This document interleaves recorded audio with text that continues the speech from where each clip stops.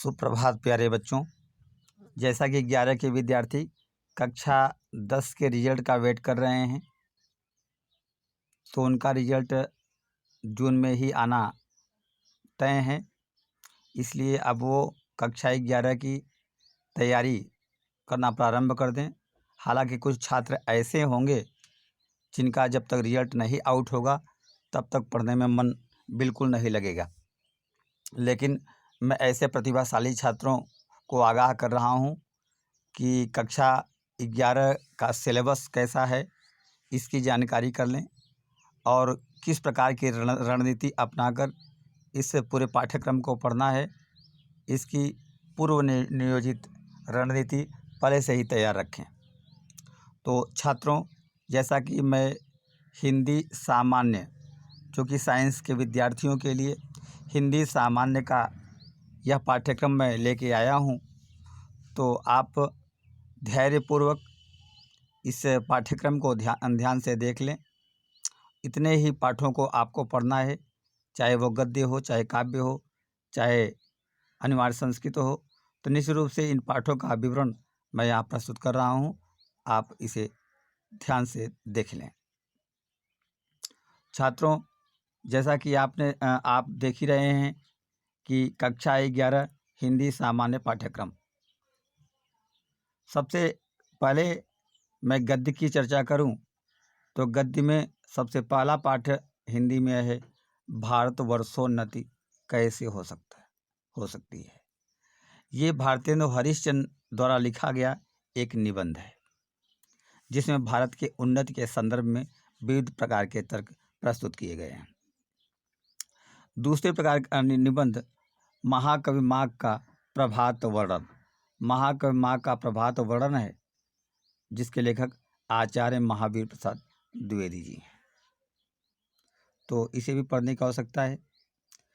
तीसरा पाठ आचरण की सभ्यता है, सरदार पूर्ण सिंह।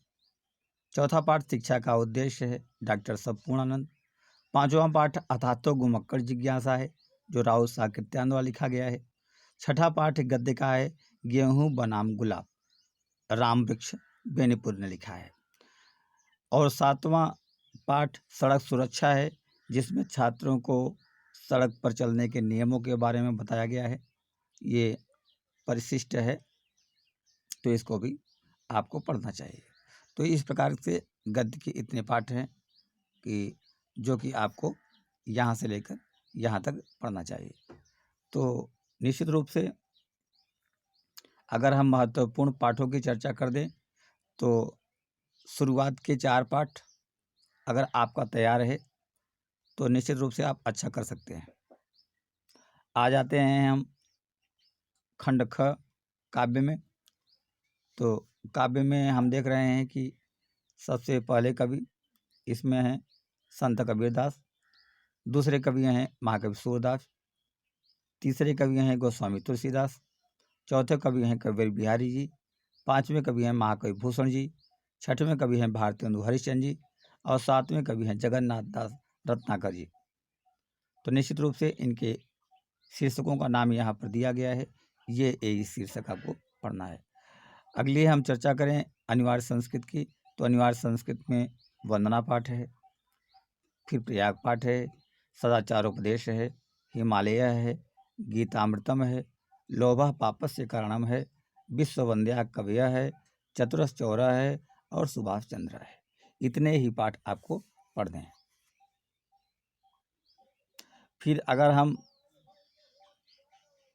कथा साहित्य की चर्चा करें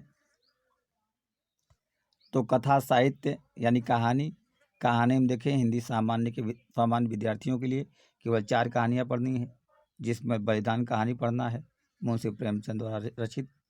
दूसरी कहानी आकाशदीप आपको पढ़ना है, आकाशदीप जयशंकर प्रसाद जी ने लिखा है। तीसरी कहानी प्रायश्चित पढ़ना है, जो भगवती चरण वर्मा ने लिखा है। और चौथी कहानी समय पढ़ना है, जिसे यशपाल ने लिखा है। तो निश्चित रूप से आपको ध्यान देना चाहिए। और एक बात और कि सूतपुत्र नाटक जो कि कक्षा 11 में रखा गया है, और कक्षा 12 में फिर हटा दिया गया है। इसमें सूतपुत्र कर्ण की उदात्त भावनाओं का तथा कर्ण की वीरता आदि का वर्णन इसमें किया गया है। इसमें 4 अंक हैं। फिर अगली चर्चा हम करें आलोक वृत्त खंड काव्य। एक खंड काव्य भी रखा गया है, आलोक वृत्त खंड काव्य। तो निश्चित रूप से छात्रों को यह सलाह दी जाती है कि आलोक वृत्त खंड काव्य भी कोर्स में है और इसके बारे में हम बाद में वीडियो बनाएंगे और आपको समझाएंगे। व्याकरण में आ जाएं तो व्याकरण में संधि है, शब्द रूप है, धातु रूप है, विभक्ति है, शब्दों में सूक्ष्म अंतर है, अनेकार्थी शब्द हैं, अनेक शब्दों के लिए एक शब्द है, वाक्यों में त्रुटि का मार्जन है, लोकोक्तियाँ एवं मुहावरे हैं। तो इस प्रकार से अगर काव्य के तत्वों की चर्चा हम करें तो रस, छंद, अलंकार। अब कहेंगे रस, छंद, अलंकार में है क्या? तो जो आप 9 में पढ़े हैं वो रस, जो 10 में पढ़े हैं वो रस, इन दोनों को आप जोड़ेंगे तो 2, 2, 4 लगभग 4-5 रस आप पढ़ चुके हैं। तो इतने ही रस आपको 11 में भी पढ़ना है, तो अलग से आपको कुछ नहीं पढ़ना है। ठीक है। अब छंद की अगर हम चर्चा करें तो छंद इसमें दोहा, सोरठा, दोहा, सोरठा, तीसरा चौपाई, सम्मात्रिक, चौपाई, और चौथा कुंडलिया। कौन सा? कुंडलिया छंद। तो इस प्रकार से 4 छंद हैं, तो इन 4 छंदों को आपको पढ़ना है। तो इस प्रकार का यह पाठ्यक्रम 100 नंबर का है और इसी प्रकार से बोर्ड की परीक्षा में भी 100 नंबर का प्रश्न पत्र आता है। तो संभल कर ध्यान से पढ़ने की आवश्यकता है। धन्यवाद।